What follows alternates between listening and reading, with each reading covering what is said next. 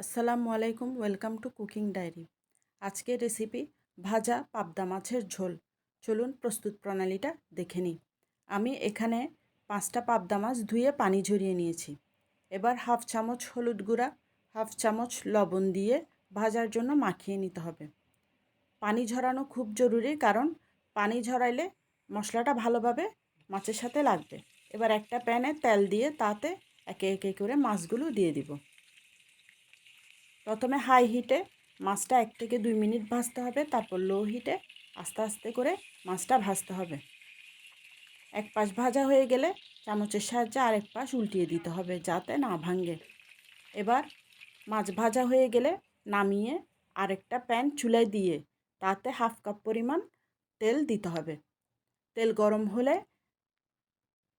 অল্প পেঁয়াজ কুচি দিয়ে সেগুলো নরম হওয়া পর্যন্ত নাড়তে হবে। এবার অল্প রসুন কুচি দিয়ে দিব।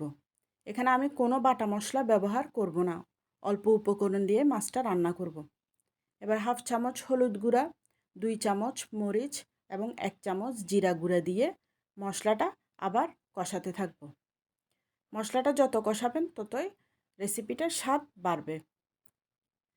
এই পর্যায়ে আমি কয়েক টুকরা টমেটো কুচি দিয়ে দিব।